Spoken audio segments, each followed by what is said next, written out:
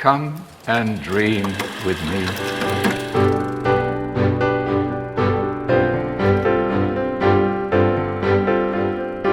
Hello and welcome to What Do You Want to Watch, the Explosion Network's premium media podcast. Every week we get together to talk about movies, TV, and online content. Help to answer this question: is Jared Leto's Hollywood blockbuster career over? I think so. I'm your host, Ash Robley. Joining me today, Dylan Blight. Did it ever start? Well, I feel like they were constantly trying to stick him in stuff. They were trying, but I mean, I tried lots of things. Doesn't mean I'm a master chef just because I mix some spoons in the kitchen. You know what I mean? Like, Trying to make a big deal in Suicide Squad, big deal in Morbius, then, obviously Tron, which hasn't been done terrible, but, obviously underperformed. Both of us have not seen it, to be fair. But apparently not good reviews. What? I'm not in a rush to see it, I'll tell you that. No. But you've listened to the Nine Inch Nails soundtrack, though. Soundtrack, which apparently is the best part. It is a banger of soundtrack, yeah. Here's my thing. I keep seeing people bring up Daft Punk when they bring up the new film, which makes no sense to me, seeing as it's, well, obviously, is it close to the sound of Legacy? No. Just people ignorant. I would call it proper industrial sounding Nine Inch Nails, sort of. People. All right, on today's episode, we'll be talking about what's Watch History, going over some film news, giving you this week's top 3, and giving you some thumbs to trailers. Kicking things off over an all-new DC cast, we've just finished talking about the second season of Peacemaker. Dylan, do you just want to give your quick overall thoughts on how that season progressed? It's a fun time, not anywhere near as solid of a television series as the first season, but it's fun to see some returning characters and building the larger DCU. Yeah, I think that's fair to say. It's not as complete a story as the first season was.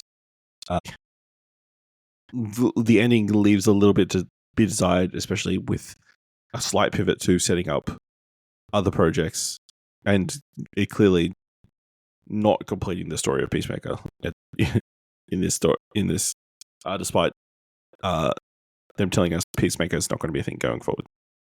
So, if you want to hear our full spoilery thoughts, head over to all new DC cast. We talk about it there. Dylan, I've made you wait several weeks to talk about this film, unfortunately. A film that you've now watched twice. Once regularly, once IMAXly. Talk to me about one battle after another. Look, One Battle After Another is the best movie. It is... I could watch it. I would happily... I've been very tempted to see if I can find time to go watch it a third time, simply because it is the type of movie that I know watching it as many times as I can in the cinema is the ideal scenario for watching this movie. I will say, I'll attempt. So for anyone who doesn't really know what this movie is, because you watch a bunch of trailers and you're like, what the fuck is this movie actually about? It is, so it's sort of it's an interesting movie because it has what you'd almost describe as like a 40-minute prologue and then 2 hours of the actual movie, or however long. I think it's like a 2-hour 40 movie. So that's why I'm sort of like 40 minutes is like a prologue, and then you've got 2 hours after the fact.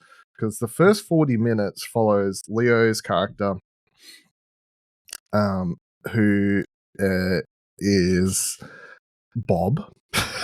It's generically named Bob. And he's in this sort of, what are we going to call it? This civil, like ultra, what would we call it? He's fucking Is it out Resistance? There.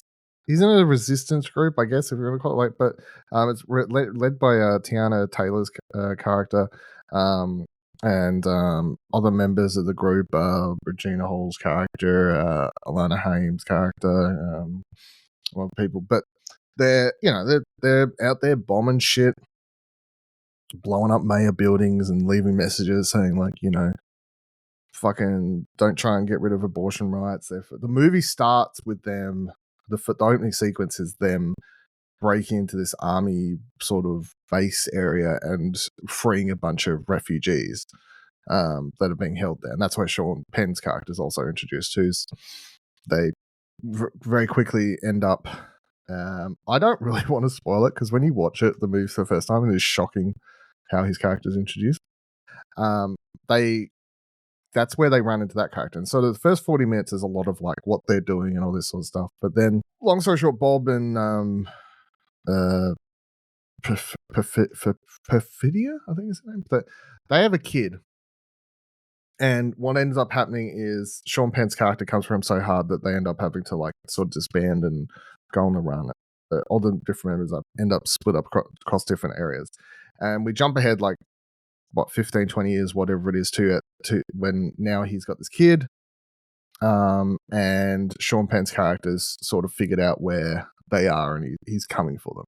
And that's the 2 hours after. But you have to sit through the first 40 minutes, which I have seen some people complaining about the first 40 minutes and feeling like it just sort of feels weird, like you're watching a lot of events happen but don't really know the context. Like the context is it's a prologue. Like it's literally showing you it's showing you these characters in their life in the lead up to the rest of the movie sort of things. Yeah, so after that stage it's like his daughter, who I can't remember the girl's name, but it's her first movie, I believe. Like, and she is very fucking good for it. I tell you, like, first time movie, and you've got like she has a scene where she's face to face. It's just her and Sean Penn, and this like showdown sort of scene later in the movie, and I'm like, that's one way to start your movie career, like having a Sean Penn and you just scene together, so crazy. Yeah, but the rest of the movie is just sort of Leonardo DiCaprio, who over the course of 20 years, as his character Bob, as you'll see in the trailer, has smoked and drunk so much that he can't remember too much of the code words and shit that for the resistance to help him, which is why that first trailer is like him trying to ring on the payphone to find out where a meetup spot would be so he can try and find his daughter and all this sort of stuff. And they keep asking him all these secret things and he can't remember any of the code words. This movie somehow mixes some of the funniest shit I've seen in movies this year with also some of like, it is like there's some like very dark and sinister subject matter within this. And I mean like the subject matter is also very like obviously current stuff. I mean, it's also very interesting. Paul Thomas Anderson, I believe, 99% sure this is his first modern day movie. He doesn't usually do modern day movies. So for him to make one is obviously a choice, and I think I was reading some interviews where he said he's been working on this movie for a very long time, but felt like this was the time to make it. And I think because, again, I guess without spoilers, it's like the theme of the movie is sort of just it's both the theme of the movie is sort of just like the fight goes on. I mean, in the title, like one battle after another, but like it takes that title and that idea, I think, takes place in many different ways for many different characters in different ways. But the way that message or that idea sort of finishes in the last like 2 minutes of the movie, I really, really loved the way it sort of all comes together. Yeah, it's got some really dark, like there's a group introduced in this movie that Sean Penn's character is basically trying to get into. I think they call themselves the Christmas holiday something. I can't remember. Something ridiculous. They're just a bunch of neo-Nazis. They never say they're neo-Nazis, but then they say it without saying it, right? They talk about racial purity and all these sorts of things, and Sean Penn, that's what this group, they call him something ridiculous, have all these things like the secret underbelly of politicians and stuff. Like there's a lot of stuff that feels very current, darkly current, and it's not even like you can joke about it. Like it's funny that it's kind of weird that they can even joke about it because it's like it's happening, like it's a real thing. But amongst it all, you've got Leonardo DiCaprio giving one of his, if not his funniest performance he's ever done in a movie. And he makes this character of Bob, who it's just full dad vibes. Like the first 40 minutes is something different. He's trying to play the character a bit younger and, part of the resistance and everything like that. But once you get to the last 2 hours where it's just a guy trying to save his daughter, basically, and chase her across the country more or less to keep her safe. That it's just him full dad vibes, like the entire time, just yelling and screaming and those sorts of things. You also then run into the Benicio del Toro character, who's his daughter's karate sensei. That's why, like, you see that part in the trailer where he's like, "Thank you, sensei," sort of stuff like that. But it also has, I think, and I'm pretty sure, I feel like it's almost like I really want to be sure if I'm saying it, but I've seen it twice, so I feel like I can safely sit on it.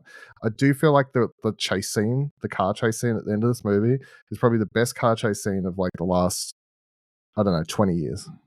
Like, it's not super flashy. It's not, we're not talking Fast and Furious, like, like Ridiculousness.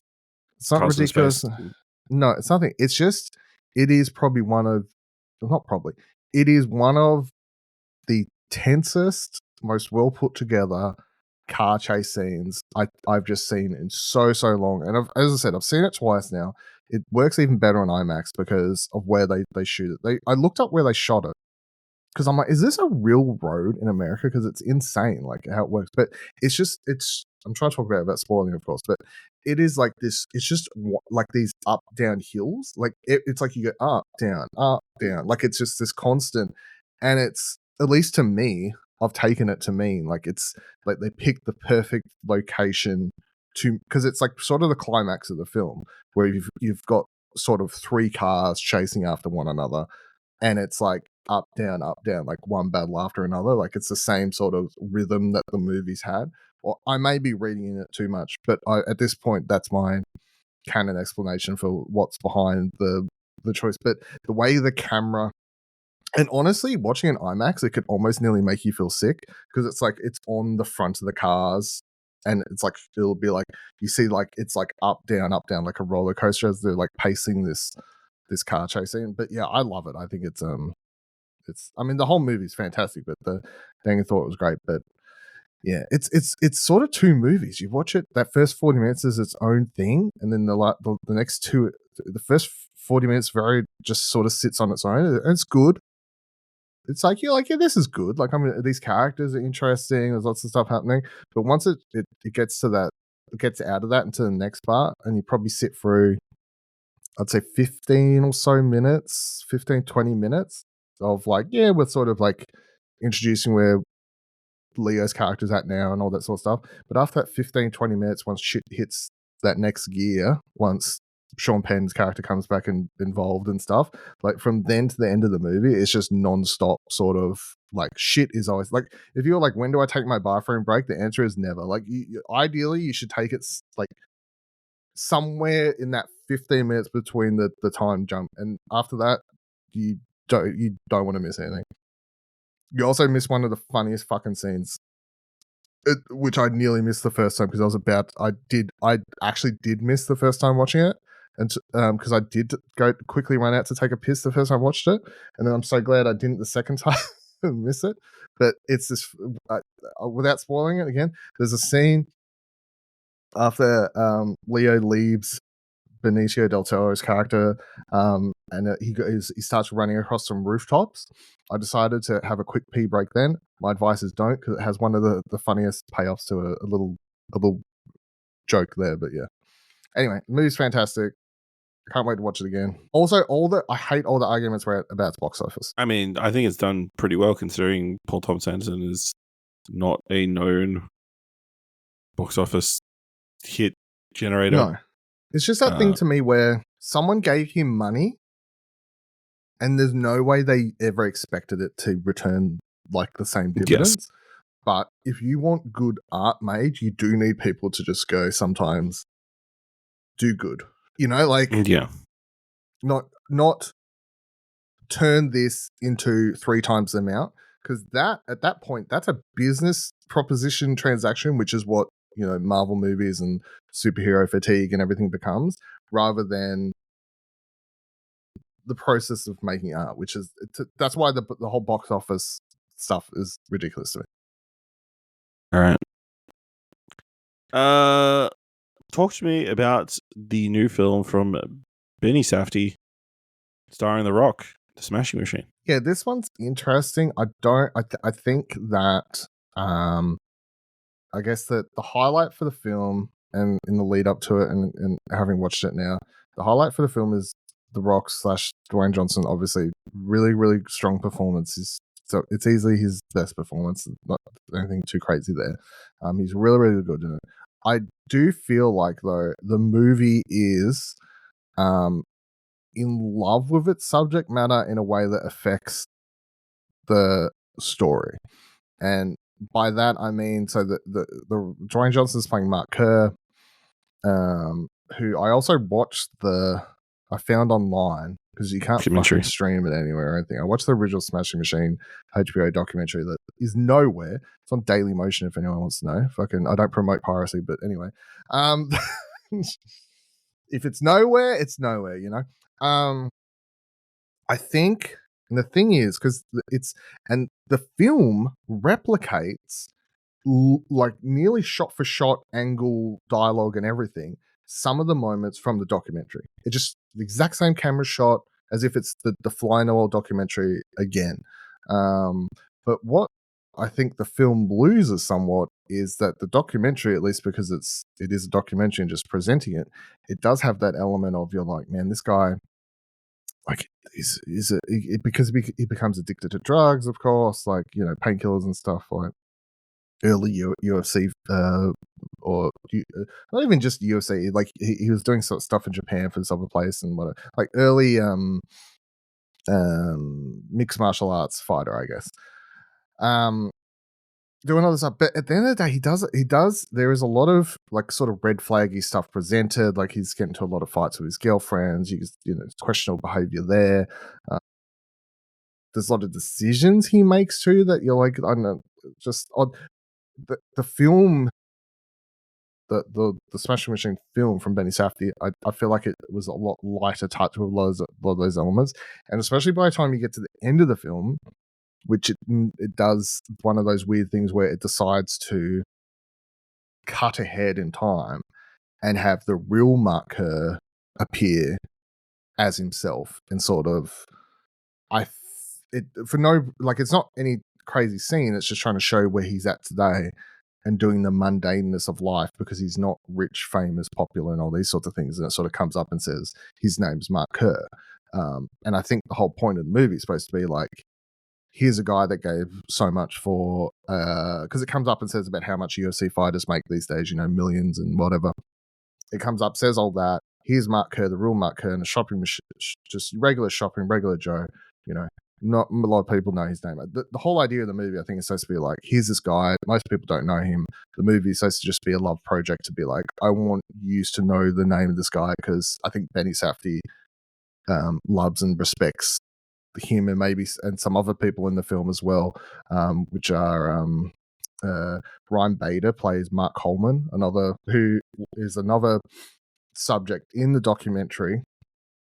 It cuts away and shows his family and stuff as well, because he's both Mark Kerr's coach but also a fighter as well. But the other problem with the movie is, and I'm spoiling some things just because it's weird, but it's real life. It's real life. But because in the documentary, because the way it plays out sort of intercuts differently, it sort of at a stage just cuts away and starts showing more of Mark Coleman and his family, and interviewing him and having him talk to the camera and stuff like that. It doesn't do what the movie does, which is build this narrative that in a real Hollywood film, because they enter this competition, this UFC fight, and it's like they're winning, and you feel like if this was a Hollywood script, the movie would end with them two facing each other. It doesn't. and that's because in real life that's not what happened. It's like Hmm. in real, but it's like the movie sort of makes out like that is what's going to happen, even though it doesn't. Whereas the documentary doesn't, never presents that because it's just more fly on the wall. So I think it sort of does a disservice because of that. It may leave some people feeling a bit let Tilted. down, I guess, because it plays out like that is what's going to happen. Yeah. But yeah, I thought it was, honestly, I would probably be around like a 6 or 6.5. I think it's okay. I think the cinematography is good. I think the performance is good, but I just think as far as subject matter, script, like direction on the story and stuff. Mm-hmm. Also, I think Emily Blunt's character, even though like Dawn, the girlfriend, is presented similar to how she is in the documentary, which is just most of the time she's presented as a stereotypical annoying girlfriend yelling, this sort of stuff. But it's like when you do the movie, you're changing. You've got the chance to add more to her than what was presented, but they choose not to. So, yeah, it's okay. All right. And then the other big movie that you saw in cinemas, Black Phone 2. How does it stack up to the original? Black Phone 2, very different to the original film. It steps up the ante a bit and goes. So if the first film obviously is sort of a, Mason Thames plays his character Finn, who's kidnapped by Ethan Hawke's the grabber. His sister's played by, I'm going to double check so I don't remember her fucking name. Madeline McGraw, sister. And she from the outset presented with these, she has the I don't know, something. She can see stuff. He gets kidnapped. A lot of the movies, obviously, him down in the cellar or whatever, talking to kids on the phone to help work out how to escape. So it plays out more like a classic sort of supernatural thriller than anything else. Black Phone 2 steps it up. This one turns it into a full-on like slasher. It's going to be hard for anyone to talk about this film without comparing it somewhat to a Nightmare on Elm Street / Freddy Krueger film, because that's basically what it becomes. Ethan Hawke's the grabber character is now dead, but he comes back in a vengeance of wanting to haunt basically Finn's sister and kill her as revenge for what Finn did killing him in the first film. But this is all happening in like a dream state. So you'll have like elements where, he's like choking her out and like slam her against a wall, but people run into the room and all they see is her like, in the air, just floating, like getting chucked around and all this stuff. Like very like Nightmare on Elm Street, Freddy Krueger type stuff that's happening. I think they explore some more of the supernatural elements that were presented in the first one in a fun way. I think that having it be so different to the first ones, I appreciate that, rather than just trying to do the same thing that worked that people really liked. Like, let's just do that again, because it doesn't look or feel the same at all. Like the first film had a very, I think, distinct visual identity with the way it was shot, and this one has a lot of these. It's very white. It's very, it's in the snow there. Like it doesn't look. It's not even anywhere close to looking and feeling like the first one. It's a lot gorier. As because they can even play around a bit more with what's happening in the dream state. Like the grabber rips off his mask and he's got like a fucked up face underneath. Like they can do weirder shit in this one. So, I don't think it's anywhere near as good as the first one, because the first one was just a really good thriller. But I think it's a lot of fun, and I appreciate that it tried to do something different. Awesome. All right. I haven't watched a lot during this enforced break, but I've been catching up with Slow Horses season 5. Of course, this is the 5th season of the much acclaimed British spy show, which pops out a season every year with like clockwork, based on a series of books. This season, Slayer House, the agents of Slayer House are dealing with someone trying to kill one of their own, Robbie Ho, the tech specialist, who thinks way too much of himself, is targeted for assassination. And it turns out it's part of a bigger conspiracy, trying to take down or like cause like it's a type of strategy. It's part of a type of strategy that's used to like bring down certain cities or like cause troubles or like they'll kill a prominent political figure or there'll be like a random act of violence and that kind of stuff. I mean, the season opens with a like a mass shooting, which is very interesting, given at the time of the airing of the episode, obviously stuff going on with Charlie Kirk. They kind of pulled the what's her face, Jessica Chastain, her series. Jessica Chastain, her series I was can't remember pulled. the series, but yeah, The Savant was pulled. Apple TV. Yeah. Meanwhile, because I guess it's British, they just let this one have a mass shooting at the start of the season. But yeah, the Slayhouse team kind of become embroiled in this wider conspiracy, and events are playing out. 4 episodes are out so far. It's really fantastic. I'm enjoying it so far. The ending of episode 4 has split people, split the audience. Interestingly, I thought it was fantastic, really fantastic, and leads to a very interesting last couple of episodes. But some other people were very upset with how this. They finally killed Gary Oldman's character. No, they didn't. But apparently, the event that happens at the end of episode 4 was in the books and is part of the story. It wasn't just some random thing they chucked in. But yeah, Gary Oldman still being fantastic. Seasons. Nate from Ted Lasso is one of there's like a mayoral race going on at the moment for the mayor of London, and Nate plays one of the incumbent mayor. So yeah, I'm enjoying it. Slow Horse is still fantastic television. Everybody needs to be watching it. Dylan, you checked out the latest Tell House LLC film, Lineage. I don't know if the bar goes up for this. I didn't know. I just thought it was a film that came out already. I think the bar is the day it comes out in Shudder, which I think is 30th of October, apparently, even though it's already screened and everything. But yeah, that's all good. Dylan, I saw that you watched some more true crime things. You checked out the Yoga Shop Murders, which I talked about a little bit earlier in the year. What did you think of this HBO miniseries? Did you already talk about this? I forgot. I talked about a couple episodes, that I watched. Okay. Yeah, I thought it was really interesting. So basically, it's a early 1990s somewhere that I think it's 4 people in a yogurt shop. I think 2 workers. It's Houston. I think they were all workers, or I don't know. Most of them were workers. 2 workers and 2 of their friends, I believe. 2 of their friends are like hanging out, I guess. Yeah. They're like all murdered, and then the place is burnt down and everything like that. And the police can never work out who did it, more or less. The documentaries. Austin. It's in Austin. Austin. Yeah, that makes sense considering all the people wearing cowboy hats in it. Mm-hmm. Yeah, I mean, it's very focused on. There's 2 sides to the documentary. It's obviously a lot of it focuses on the families, talking to them. Some archival footage, obviously, from at the time, then a lot of it current day sort of stuff.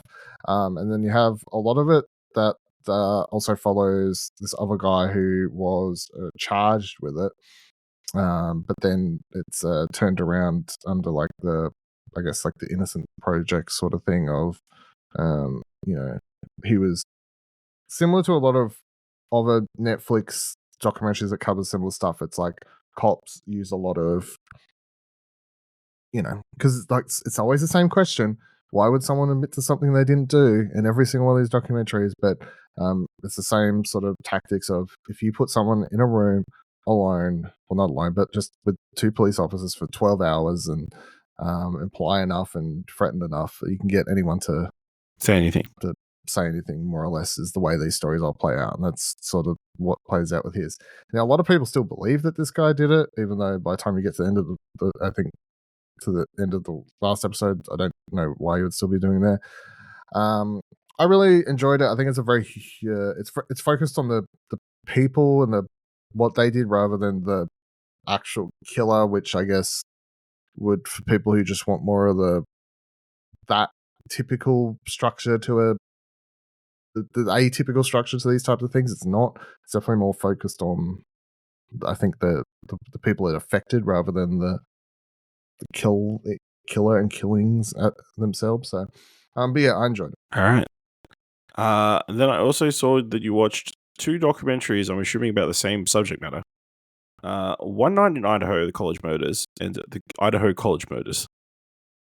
Oh yeah. These actually one of these I already watched, and I think I didn't take into it because I can't remember which one I watched.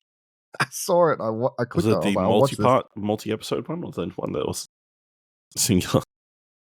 Honestly, I You can't can't recall at remember. this point. No, yeah, the multi-part one I watched earlier in the year. Actually, yes, the multi-part one I watched earlier in the year, and then the special one that I watched on HBO Max or Max, whatever Yes. we call it now, is the one I watched. I just watched. I saw it. It was like 59 minutes. I was like, oh, fuck it, I'll put that on and see if this is any different, more information. Not really, but anyway, it's basically these. I think it's like 4 people are murdered in a house, like a bunch of college, university, whatever students in America. It tracks to the Amazon series or the Prime series obviously goes into a lot more detail around the people and figuring out who did it and the who, what, where, why, and all these things. Because there's 2 people asleep in the house when it happens. He leaves them alone, so it's obviously very targeted.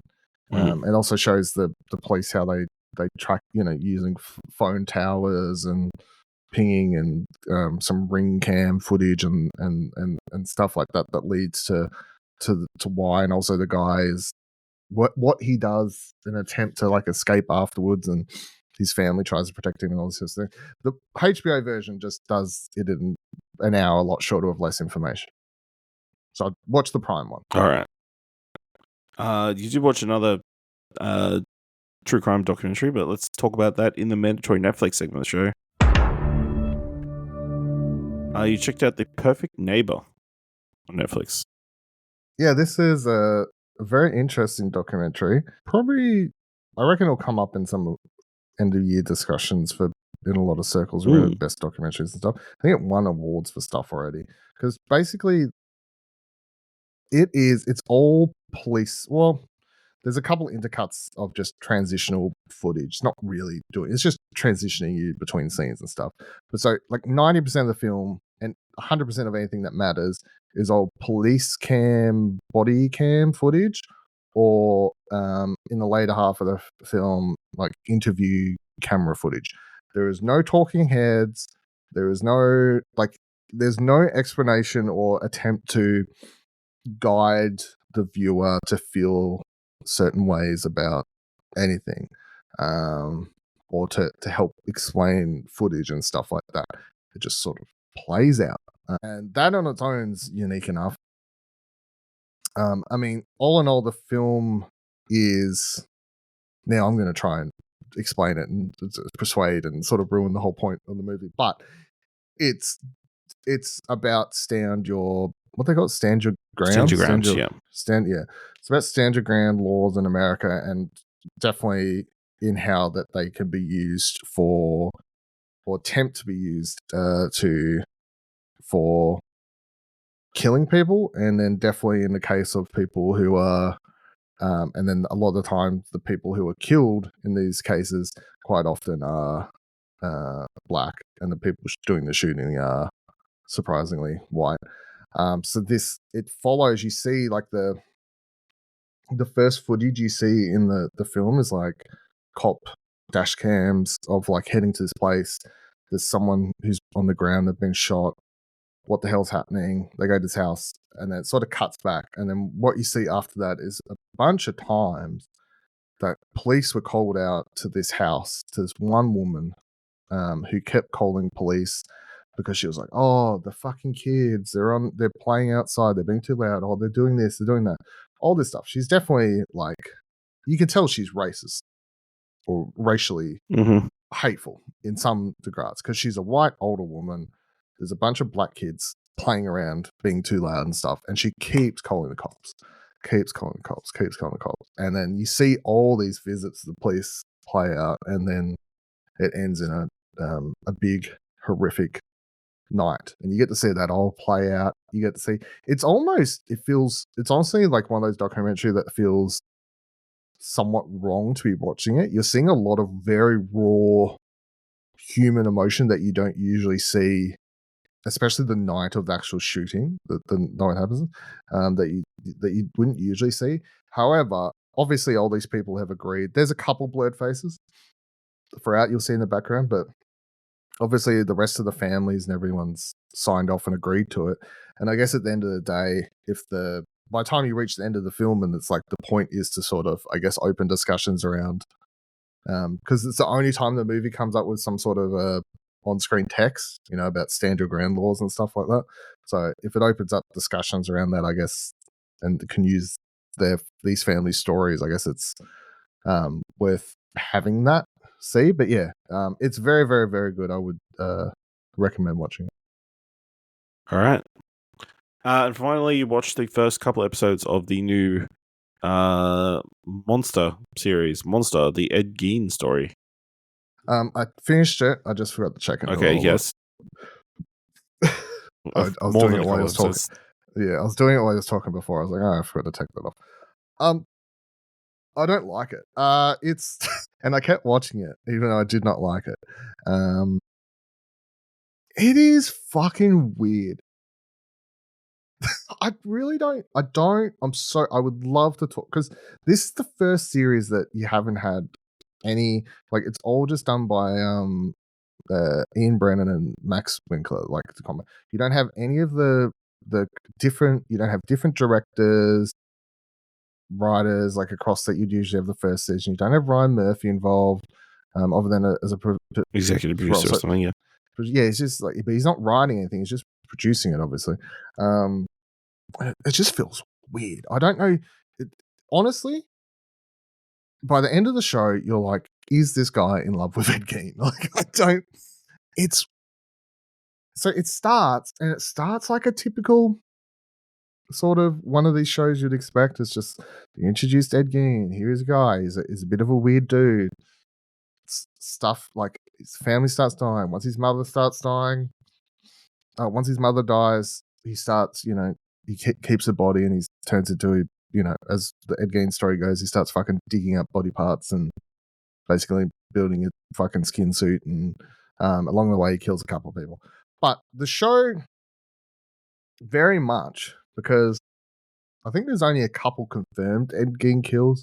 There's so many that people theorize he did, but no one ever knows. This show's like, nah, he did those. It's like, it's very like, it doesn't play around. And then from the second episode onward, it starts doing these weird, as we sort of talked about in the trailer, it starts doing these weird like flash forward scenes to like Alfred Hitchcock having discussions around the inspiration, Ed Gein, and talking to someone that wrote a book or something, I think, about that inspired Psycho, and talking about him in the way that he then makes Psycho. 6th, 7th episode, I think he starts seeing Tobe Hooper, inspiration of the Texas Chainsaw Massacre. But then, like, intercuts it, there's like weird shit that happens that just really annoyed me, because I'm like, that didn't fucking happen, and it's just weird. It's like, they have like a scene, they show that they're filming Texas Chainsaw Massacre, and they have like the classic part where Leatherface, like at the end of the movie, has the chainsaw going, and like he's like sort of dancing around in the air that you would know if you've ever watched it, but you haven't because you hate real cinema. And then, it's like classic iconic sort of American cinema moment of Leatherface dancing around this fucking chainsaw. And then it like keeps cutting back to like Ed Gein chasing some people with a chainsaw and doing the same thing, but it's like there is no, like, Leatherface is inspired by Ed Gein, but there's no, like, the whole thing about running around with a chainsaw, there's no anything to ever say that did that. I mean, the story, as the season progresses, I sort of, I'm like, I feel like I know what you're trying to say, because it becomes about everything that Ed Gein inspired, be that films or other serial killers, because by the time you get down to the last 2 episodes, it's all about all the other serial killers that were that potentially either said they were inspired by Ed Gein, or people are theorizing were inspired by Ed Gein. I mean, the fucking episode's titled "The Godfather," but I mean, you've got I'm mental blank on his name, but you've got who did it do the first fucking season on? And they did that Zac Efron fucking movie. No, it was Evan Peters. Jeffrey Dahmer. Dahmer, to a minute. So it's like you've got Dahmer going around again, killing people. He's writing a letter to Richard Speck, in this, and Richard Speck's talking about how much he loves Ed Gein. So then in this weird twisted fancy realm of this TV show, it's like Richard Speck is talking to Ed Gein and being like, man, I know this guy is like writing letters saying he was inspired by you. It's crazy, and I love you too, and you're like the best, and I wish I could be like you. And then Ed Gein then talks to a police officer dude and was like, I've got this letter that I know who the killer is that you're trying to catch. It's this guy called Jeffrey Dahmer, and I've worked it out because Richard Speck, another serial killer who's in fucking prison, he sent me his letter because he loves me, and this guy says he loves me too. So here's the letter, and then he's got footage. I'm spoiling the show, I don't care. And then you've got footage of fucking Ed Gein in his when he's like fucking 60, 70 in like this whatever hospital he's in for life at this stage. He's like sitting there watching the news, and they're like arresting Jeffrey Dahmer, and he's like, yeah, I did that, I saved that, I've got a bit of humanity left, I've finally done something good, and all these weird things. And then the show ends with him like dying like he did in real life in like hospital from fucking heart attack or some shit. And then he's like, it cuts this like scene where he's like getting pushed down a corridor on his way to fucking heaven or something, and all these serial killers are like coming up to him, like hugging him and saying like how good they are, like how much they thank him, and all this sort of odd shit. You're like, so imagine watching it. And the thing is, I just don't like. I'm sure the explanation is like it's trying to have something, like it's so obsessed with. The show's trying to say something around how Ed Gein, yeah, he inspired all these films and these serial killers and everything. And I'm like, we all know that. Like, that's a known thing. But then when you do a television episode or a television series that ends with him like being high praised and all these sorts of things, I don't know what I'm supposed to take away from that other than you're like, man, maybe we should respect this guy a bit more because he was the creator of so many things that we love and adore now. You're watching this, you probably like horror movies. Horror movies wouldn't be where they are if it wasn't for Ed Gein. So maybe you should have a bit more respect for Ed Gein. I'm like, I don't know if I need to. Like, what the fuck are we talking about? I mean, there's even weird shit in this when there's a can of worms here. What's her name? Hold on, there's two more things I need to complain about before we can move on. I also Kosh or whatever her name is, right? So real German, a real German, whatever, war criminal, right? Nazi Germany would fucking she would make things out of skin, like taxidermy style, right? Of people, horrific stuff. Now it's a known fact that Ed Gein had some books and stuff on her, and people had theorized that that's where he got the idea to do a lot of stuff he then did. So there's like a lineage throughout this show. They keep cutting it. Several times they cut away to her doing fucked up shit in World War II. The show's nowhere near good enough to have any sort of nuance. It should not be cutting to World War II scenes with Nazis and Jewish people under fucking rule, because it does not do any of it justice. But then it's like, in the last two episodes, it has Ed Gein gets a radio and he talks to her. And of course, he's not really. It's just because he's fucking schizophrenic. He thinks he's talking to her. But in the show, we're watching a scene play out for 10, 15 minutes, I think, where Ed Gein talks to both Isaac Kosh first and implies that, or at least I got away from it, was she's like, I was just doing my orders. I was just doing, I can't control these things and all this, like all this sort of, I'm like, this is fucking weird. And then I can't remember the name of the other person that he talks to, but he talks to this the 10, 15 minute scene where he rings up this and I did look them up, they're real transgender actor, popular at the time, huge news story, of course, because they left America, come back, had like, operations, all this sort of stuff, but they were a trans actor. And Ed Gein rings this person in the show, and there's like this 10, 15 minute story where basically that actor, she tells Ed Gein that he's not actually trans because he's having these theories. Again, the show is nowhere near good enough to be tackling the subject matter of any of this with a 10-foot pole is my problem. Now, here's the last thing I'll complain about before we move on. The last episode is a shitty Mindhunter episode for most of it. To the degree you have two fucking FBI whatever department people walking around interviewing people. You then have a female character come in who definitely isn't the fucking what's her face from Mindhunter. You basically, if you look up a picture from this episode, you'll see what looks like a cheap imitation ripoff of Mindhunter. And just watching it play out, where these two go interview a bunch of people and or whatever else, and it all ends up, of course, the episode then, like, half of it doesn't even have Ed Gein in it because it's just shitty Mindhunter episode. Ends up them finally interviewing Ed Gein, but was just another big reminder that I have this and not Mindhunter season 3. Anyway, yeah, it's a shit show. I wouldn't suggest it. I kept watching it because I'm a gluttony for punishment, apparently. Sounds like it. Once I was 3 episodes in where I decided it was shit, I was like, I feel almost obligated to see this through. All right. Well, thank you for your sacrifice. They fucking have a scene. They have a scene where fucking Hitchcock is like he's going down the road and I can't remember, they see some movie. It's a real movie, but I can't remember. It's like Bloody Axe Murder or some shit, right? Some new, like, just gory slasher flick, right? Several years after Psycho's happened and everything, and he pulls over and they go in and watch it and everyone's in there screaming and everything, and it's played out. He's watching it going, what have I done? By creating Psycho, I have ruined cinema. I don't know. It's fucking weird. Okay, yeah. Just wanted to make sure that you weren't the outlier. Yeah, it's sitting at a 17% approval rating on Rotten Tomatoes, with a 28 out of 28% on Metacritic.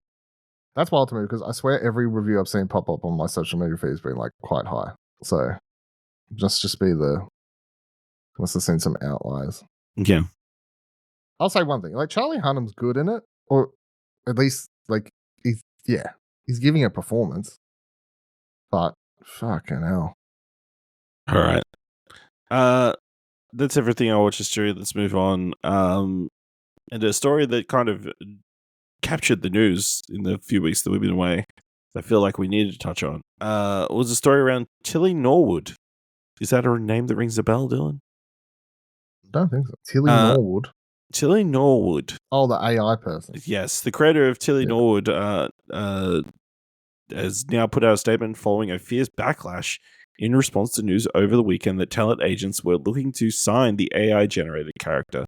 Tilly Norwood is creation of comedian, actress, and technologist Eileen van der Velden, CEO of AI-focused production company Particle 6, who has also just launched AI talent studio Exokia. I don't care. To express anger over the creation of the AI character Tilly Norwood. She's not a replacement for a human being, but a creative work, piece of art. Like many forms of art before her, she sparks conversation, and that in itself shows the power of creativity. Obviously, the deadline report came out that talent agents were potentially looking to sign this AI creation, and widespread, pretty much universal backlash across the industry came forth, and unsurprising, but also I just don't know how practically you could get an AI character into a film, and how that would be technically cheaper than or better than a human performer. I know how an AI can technically sign a contract. I mean, you would technically it'd be the company that makes the AI that would be signing the contract, I guess. But yeah, it's terrible. Everything's fucked. I think I'll give the same spiel nearly every time about AI, but I'm like, I'm learning to live with AI for certain tools and productivity things. But anytime I see stuff like this, I'm just like, no, this is not the way. No, but like, practically, how are you supposed to have this actress in a film? Is it just a CGI character at this point? Like, yes, but then how are you supposed to? We all know that actors don't perform well against CGI characters. Yeah. So then, is she just going to be in the scenes by herself and never in a scene with somebody else? Guess so. And surely it's got to be cheaper to just light two people standing next to each other than introduce a CGI character later. How much rendering time are we going to spend to put this character together? Yeah, I mean, That's the thing. I'm like, how do you like direct that? yeah, Do you just like, write in Chat GPT or something like? Yeah, and with it's like, more, no, with more energy. go again.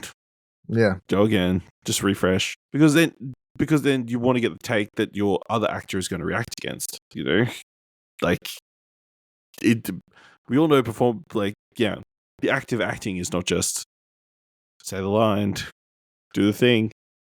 There's a back and forth and that kind of stuff. So it's been really interesting seeing all the actresses pretty much come out and shit talk it. And I think one of my favorites was Betty Gilpin. Wrote a letter to her Tilly Norwood.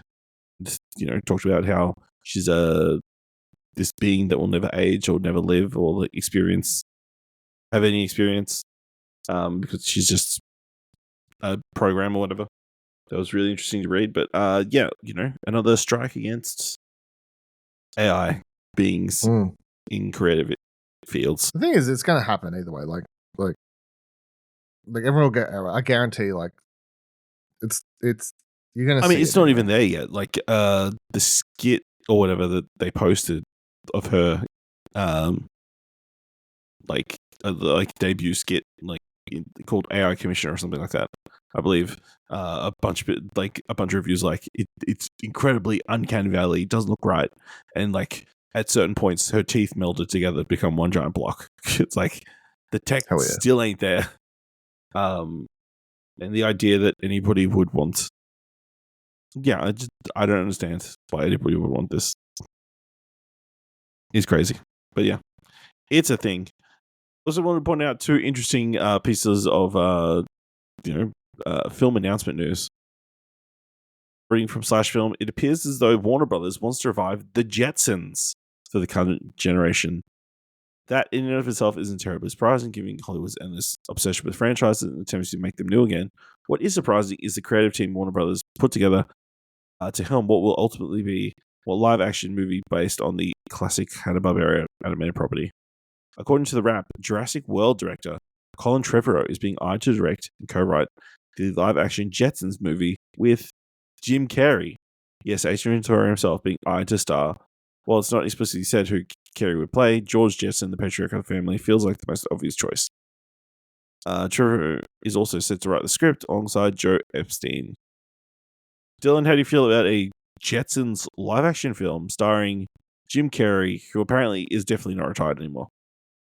Colin Trevorrow should stay away from anything to do with space, because it may get cancelled. I mean, I can't picture it.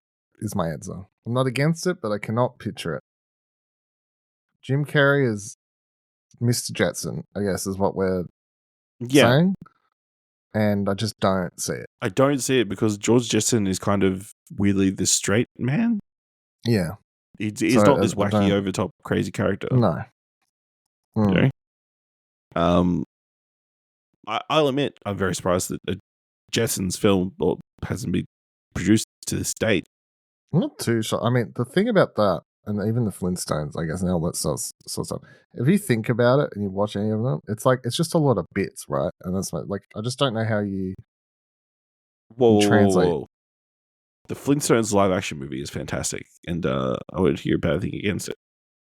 It's fun because of John Goodman. I don't think it translates the Flintstones in a way that you would, without watching it, you would have never pictured that's how it would come across. Is my thing. Yeah.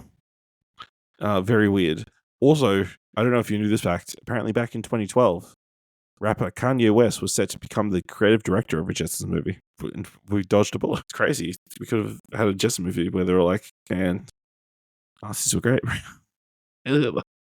Slavery isn't real. It's the year 2126, and I'm Mr. Jetson, and I'm telling you, slavery was a lie. Crazy. And then the other interesting piece of news that was announced: Disney and 20th Century Studios announced that The Simpsons are coming back to the big screen. untitled Simpsons sequel will hit theaters July 2023, 2027. The Simpsons has already been renewed through to its 40th season, which will air in 2028 and 2029, taking the series well over 800 total episodes by that time. In short, that means this film will not be serving as any sort of send-off situation. The most interesting fact in this article is that with it set to release in 2027, this movie will come out 20 years after the first movie came out, which to me seems like some sort of time travel. No, it just means we're getting old. When they announced this, me doing sometimes just bits on Exposure Network social media because I find them funny and don't care if anyone else finds them funny, is just posting a bit that's like, here's some exciting trivia about the Simpsons movie, and all I did was post 5 pictures of Spider Pig and 5 facts about Spider Pig because that was funny to me. Look, I think the Simpsons movie's okay. I don't think it was like it wasn't anything too special, I think, and that's the reason you probably didn't get a sequel any sooner than 20 years later. I guess is the thing. So, but I mean, it made a ton of money at the time, I believe. It made like $528 million, which is nothing to sneeze at. You see it in cinemas? Yes, I did see it in cinemas. Yeah, me too. So again, that 20 years thing is crazy. At the time, it was the second highest grossing traditionally animated film. And the highest grossing film based on an animated television series. So they made a TV series based on it, called The Dome. True. But yeah, it's crazy that the Simpsons is still running 20 years later as a TV series in of itself. Crazy considering nobody's watching. Yeah, and now they're watches this. Yeah. People must still watch it, right? I mean, it's just a staple at this point. Like, I'm sure people are watching reruns of Disney Plus, but I don't believe the ratings on like the latest episodes are fantastic. But I'm sure there's a generation that's growing up on the current era of The Simpsons. Right? I don't know. Like, I grew up like I assume you and I. I'm sure we grew up in the era where it was on 5 nights a week on Channel 10. Yeah. You would watch Simpsons every single day. It was literally keeping Channel 10 alive. Yeah, like you would not like. There was definitely a period there where I like up until a certain season, I would have seen every episode of Simpsons twice, probably. So yeah, I just don't know I don't reckon anyone's growing up on it now. There's no way anyone's like Simpsons is part of my childhood DNA, like childhood. Yeah. Very interesting. All right, let's move on to giving some thumbs to trailers. Of course, you can find all the trailers. You can find all the trailers we're about to talk about in the show notes below. Lots of trailers to pick from, so it was hard to narrow it down. Given the few weeks we've had off, let's kick things off with No Other Choice, directed by Park Chan-wook, starring Lee Byung-hun, Son Yin-jin, Park Hee-sun, Lee Sung-min, Yom Ryan, and Cha Seung-hyun. Mansu, a paper industry expert with 25 years of experience, is living happily with his wife Miri, their 2 children, and their 2 dogs. However, his world shatters when he is abruptly laid off by his longtime employer. Reeling from the blow, Mansu vows to find another job within 3 months for the sake of his family. Despite his resolve, he works a dead-end job for every year, while bouncing from one job interview to another, all while in danger of losing his hard-earned home. Desperate, he seeks out Moon Paper, a rival paper company, and submits his resume, only to be humiliated by the foreman. Convinced that he is the perfect fit for the position, Mansu makes a decision to eliminate his competition. So, what did you think of the trailer for the latest film from Park Chan-wook? Yeah, I mean, it's one of those things where I was already excited for it. Already read the sort of synopsis and was like, that sounds like a wild time. And then you watch the trailer and you're like, well, yeah, like we're going there, sort of vibes. It's just that element of like I don't know the exact genre, I'm trying to think of it, but like it's relatable. Yes, but in such a absurd way. And I'm very keen for it. So yeah, double thumbs up. Yeah, 2 thumbs up for me. I think the trailer does a really good job of like slowly teasing out what the idea of the film is. before, finally. And we never really see. We see him almost killing people, but we never see actual, execution of his rivals. Saving that for the film. Give people a little bit of a tease, but not the full thing. And yeah, looks really great. Park Chan-wook's a great director. Done. No Other Choice is coming to Australian cinemas on the 15th of January. Next trailer is for Send Help, directed by Sam Raimi, starring Rachel McAdams and Dylan O'Brien. Linda Little and Bradley Peterson are two colleagues who find themselves stranded on a deserted island after they are the only survivors of a plane crash. They must overcome past grievances and work together to survive.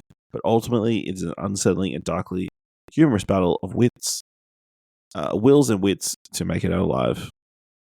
Dylan, what do you think of this latest film from Sam Raimi? Yeah, I think this looks like a lot of fun. I think Rachel McAdams looks to be having a good time in this. Something different for her, which is quite enjoyable. And again, very relatable, but in the absurdest way. Double thumbs up. Yeah, 2 thumbs up for me. I think, Rachel McAdams really having this really great career renaissance, I guess. Underrated run of films, I think. Between this and, well, I assume this, but we both loved her in It's Me, Margaret. Oh, dear God, It's Me, Margaret. She was fantastic in that. An underrated role. Yeah. And Dylan O'Brien looks to be playing a perfect douchebag. Very hateable. Right from the offset. So, yeah. Very keen to check this one out in cinemas. Just looking at Rachel McAdams' filmography. She was in Doctor Strange: The Multiverse of Madness, but then she was in Eurovision, which was fantastic. A very underrated comedy. And then Game Night before that. Oh. Not a lot. She hasn't been doing a lot of work, but, what she has is pretty good. Right. Send Help is coming to Australian cinemas on the 29th of January. Next trailer is for Hamnet, directed by Chloe Zhao, starring Jessie Buckley, Paul Mescal, Emily Watson, and Joe Alwyn. Hamnet tells the powerful story of love and loss that inspired the creation of Shakespeare's timeless masterpiece, Hamlet. Dylan, what do you think of this trailer from the director of The Eternals? What the fuck are we doing? Disastrous. I couldn't remember what her Academy Award winning film was called.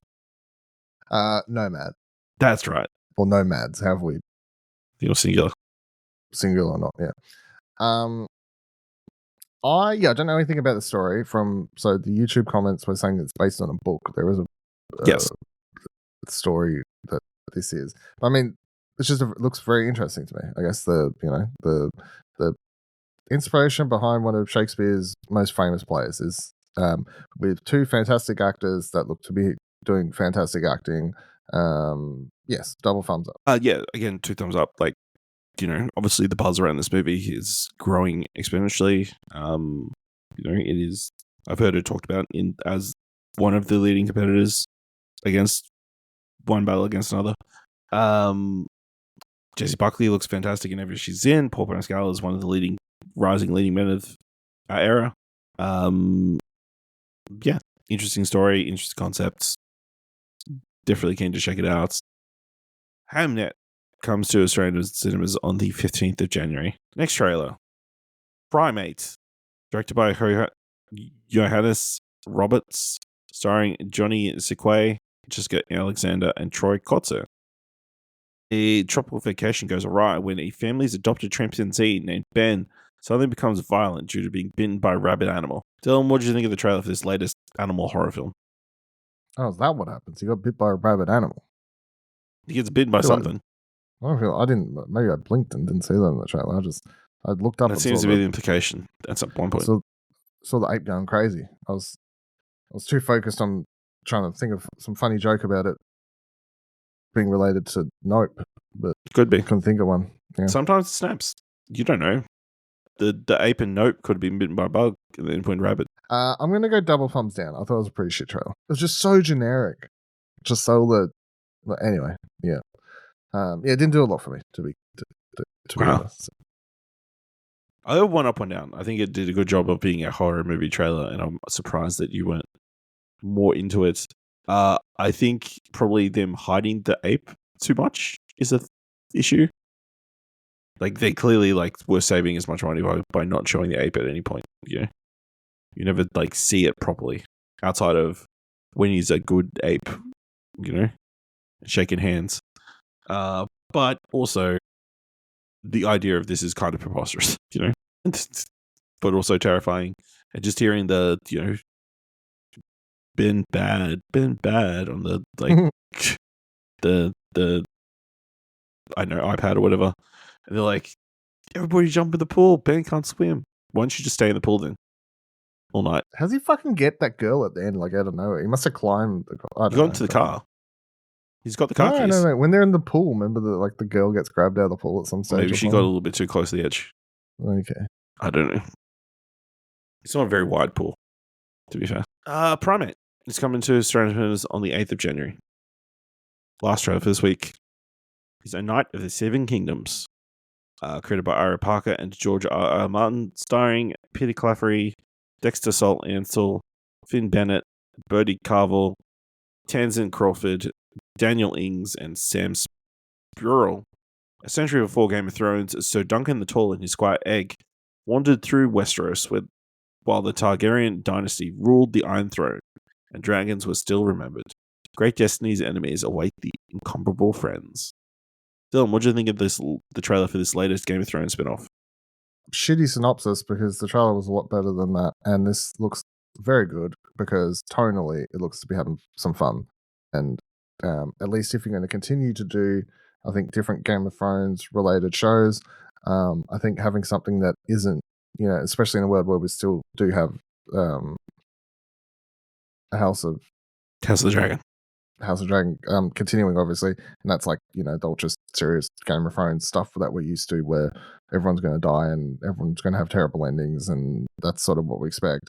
Having this that just seems to be a little bit somewhat more lighthearted is appreciated, I think. So I'm going to double thumbs up. Yeah, 2 thumbs up for me. I think the hopeful feeling around it is very, endearing. And obviously it reminds me a lot of A Knight's Tale, which is a fantastic movie. Just because also it's kind of focused. It seems to be so focused on being a knight in these medieval games, which is something that is just a tiny portion of what we get in Game of Thrones, but it's a lot of fun. But yeah, everybody looks really good in this. It's interesting that it's been delayed so long, because it looks really good.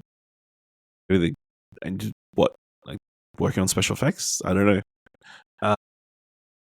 Because ideally, you wouldn't want this and House of Dragon coming out the same season, which I think next year is a second House of Dragon year if they're going every 2 years. But yeah, I mean, it looks really fantastic. Like you said, slightly different tone, which, given how depressing Game of Thrones is in Westeros is something we need. So yeah, I'm very keen. Of course, we'll be talking about A Knight of Seven Kingdoms over on our Game of Thrones podcast, South of King's Landing, when it debuts on the 18th of January on HBO Max. Let's move into this week's top 3. Definitely in the top 3. And with the year quickly coming to an end, this week's top 3. Top 3 most anticipated films for the rest of 2025. Dylan, what's number 3? This is a hard list, and I may be making decisions on the fly because I ended up with you 1, 2, 3, 4, 5, 6. My short list was 7 films, so that's already bad. So number 3, I'm going to go Begonia. Is that how we're saying it? The Yorgos Lanthimos latest project with Emma Stone. Of course, we talked about trailer. It looks very good. All the reviews have been good. Tech lady kidnapped. Is she an alien? Who's to say? I'm keen. Yeah. All right. My number 3 is Now You See Me, Now You Don't. The third film in the Now You See Me trilogy. in which a bunch of musicians solve crimes or rob people. It's not exactly clear. It's about a bunch of musicians, and I'm here for it. I really enjoyed the series. I'm really keen for a third iteration. I think this is one of just the films Jesse Eisenberg is most fun in, and Woody Harrelson's great. Just a great ensemble. So I'm very keen to check out what they're going to tackle in this third film. Till what's number 2? Number 2 is coming out in the next couple of weeks, but Predator: The Badlands. Obviously, I was a big fan of Prey. I think every time they've been showing the trailer for this one a bit more. Last couple times we've gone to cinemas, and I think it's just every time I've watched a trailer, I've been like, you know what, I'm pretty fun keen for this. It just because it is that whole like, I really like Predator as a franchise, I guess, but it's such a like mixed bag, and it's mostly mixed towards bad franchise that it's just so good to see someone Dan Trachtenberg, since between Prey, the animated, what was it, the animated thing, like Killer someone Killers. who's like Killer Killers, which I thought was good as well, but just someone who's like expanding and wanting to do different things, and just the whole concept of this I really really like. Obviously Elle Fanning is the cyborg and the main character being a predator, so pretty keen. All right. My number 2 is Avatar: Fire and Ash, a film that I have not been super impressed with the trailers or anything, but I know on track record that I'm going to probably really enjoy the film. So, I don't think any the anticipation around an Avatar film isn't like I'm really excited to see it. It's just that you have faith that James Cameron is going to deliver, and I'm pretty sure he's going to deliver again in a film with a lot of fire effects. It's going to look really cool with all the lighting and stuff, Dylan, what's number 1? My number 1 again is something that's out in a couple weeks, but it's Frankenstein. Guillermo del Toro's Frankenstein, of course. Hit the cinemas limited release, I think. It's some this places this week. So, but then hits Netflix early November. So, but I mean, look, it ticks a lot of boxes for me. Obviously, I love old Guillermo del Toro films. I think he's one of the most interesting directors we have at the moment. It's a horror film, a classic horror film at the utmost. A lot of actors are really liking it. Obviously Oscar Isaac, Mia Goth. Yeah, I'm pretty keen. All right. And my number 1, Wake Up Dead Man, the latest film in the Knives Out series. Rian Johnson has gone from strength to strength. I'm keen to see this new Benoit Blanc film that, again, is kind of telling a different tone and maybe a little bit more detectorially than Glass Onion was. Maybe a little bit more gothic and dark, it seems. The trailer just set up an incredible mystery that I'm very getting to find the answer to. That is my number 1. Dylan, this week, what do you watch? God damn it. It's been, we didn't record the podcast for a while. You know what I mean? What's out this week? Fuck's sake. Well, I mean, I would say, obviously, Frankenstein, if I was playing near you. I don't think it was playing near me. I mean, I guess that is my answer, but for the sake of just having something different, it's not going to be playing near me either, but I didn't realize that was out this week. But The Mastermind, for something a little bit different. The new Kelly Reinhardt film.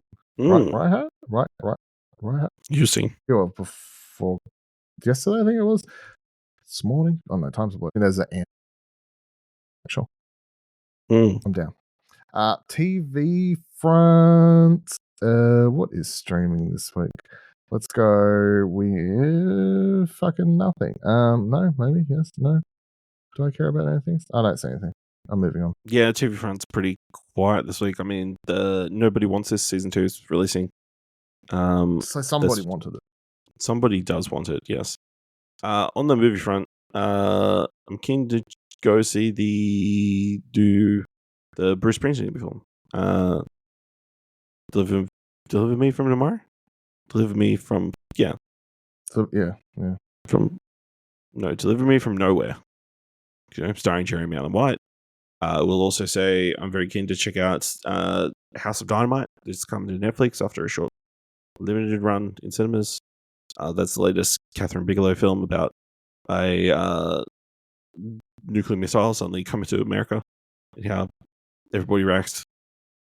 And then we'll also say, apparently, Shelby Oaks, the Chris Tuckman movie, is coming to cinemas this week.